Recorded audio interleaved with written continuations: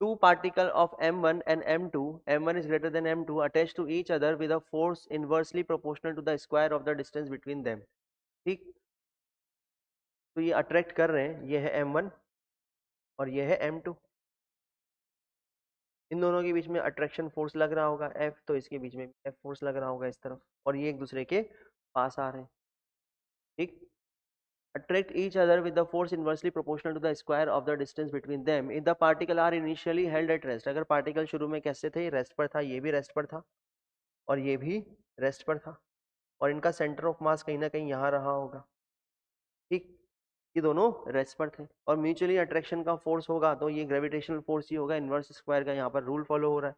तो क्या मैं यहाँ पर बोल सकता हूँ कि ये m1 इस डायरेक्शन में एक्सेलरेट होगा और m2 इस डायरेक्शन में एक्सेलरेट होगा, इसका एक्सेलरेशन a1 होगा, इसका एक्सेलरेशन a2 होगा, और ये फोर्स हमने यहाँ पर बना रखे हैं पहले से ही.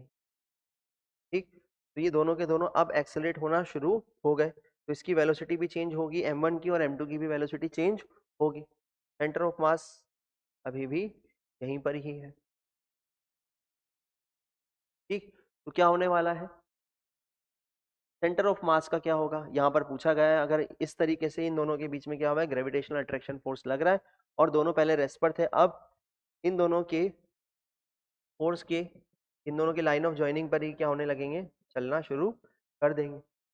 अगर इसको पूरे को एक सिस्टम माने, हम पूरे को क्या माने, एक सिस्टम माने, पूरे को क्या माने, एक सिस्टम माने, पूरे को क्या माने, एक सिस्टम माने, तो इनके ऊपर एफ नेट एक्सटर्नल कितना है, जीरो. अगर एफ नेट एक्सटर्नल कैसा है, जीरो, तो acceleration of centre of mass कितना होगा, जीरो. इनिशियली इनिशियली अगर सेंटर ऑफ मास कैसा है, रेस्ट पर है, तो फाइनली भी क्या होगा, रेस्ट पर ही रहेगा. फाइनली भी क्या होगा, सेंटर ऑफ मास क्या रहेगा, रेस्ट पर ही रहेगा.